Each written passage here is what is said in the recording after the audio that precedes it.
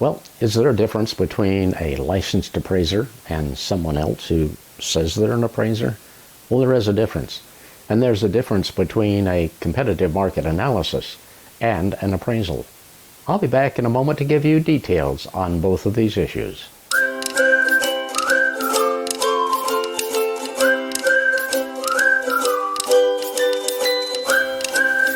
Hello, my name's Errol Wirtz. I'm an associate broker with Landmark Realty in Hays, Kansas. In addition to that, I'm a certified general real property appraiser in the state of Kansas. And I want to talk to you today about the difference between a qualified appraiser and someone who may think they're a qualified appraiser. There's a difference. Qualified appraisers have to meet certain regulations for doing real estate appraisals, and there are people who they can do an appraisal, but they don't have to follow the regulations that licensed and certified appraisers have to follow. If you recall, in the 1980s, there was the savings and loan crisis where many savings and loans went defunct. And the reason was that appraisers were doing fraudulent appraisals. So in 1989, the federal government approved the Financial Reform, Recovery, and Enforcement Act, which regulates banks and appraisers. And out of that was the Real Estate Appraisal Board, a foundation, Real Estate Foundation. And they come up with regulations called the Uniform Standards of Professional Appraisal Practice, which must be followed. And there are three types of licensing in the United States, and of course it means the same thing in Kansas, and the Kansas Real Estate Appraisal Board licenses and certifies real estate appraisers in the state. The regulations are very strict in many instances, and there are three types of licensing. I'd like to tell you what the qualifications are for each of these types of licensing. The first one is the licensed residential real estate property appraiser. They have to have 150 hours of education and 1,000 hours of experience to do 1 to 4 unit residential properties of less than $1 million. Then there's the certified residential appraiser. They have to have 200 hours of education and 1,500 hours of experience, and they can do complex 1 to 4 unit residential properties.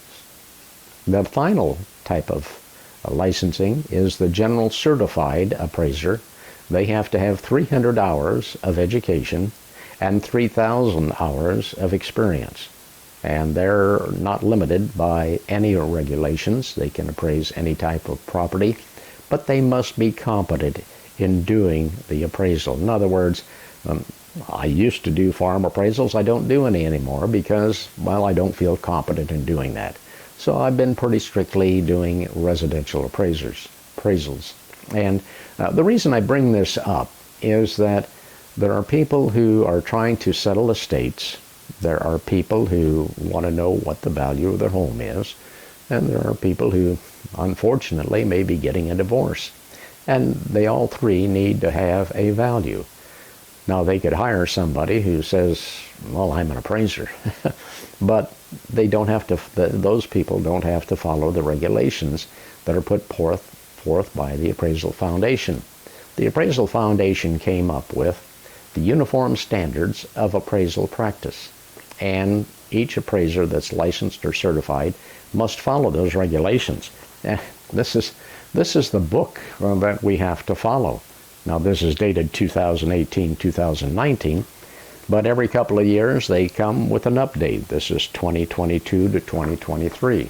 And they change sometimes, they clarify some of the regulations, and they put in their examples of some violations that people did. Some of the violations are bias in doing an appraisal. There's one that's really a big violation, and that's coming to a predetermined value requested by the client. In other words, if you came to me and you said, well, I want my property appraised at $125,000, I can't do that.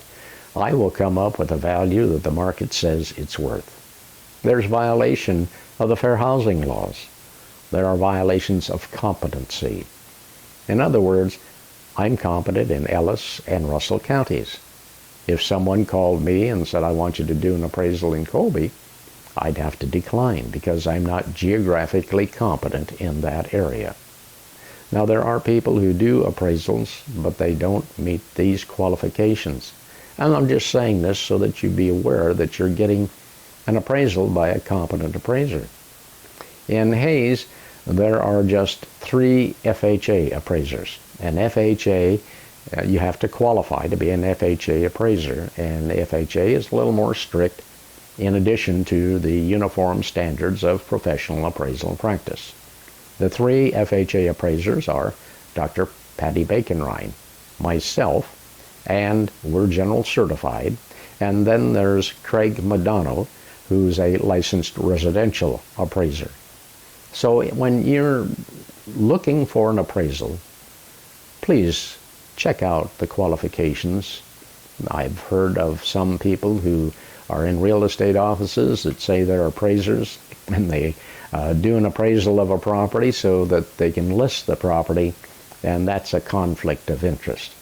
So please, if you have problems in finding an appraiser, you can always go to the Kansas Real Estate Appraisal Board website, and you can check to see who's licensed and certified in Hays or any place in the state of Kansas.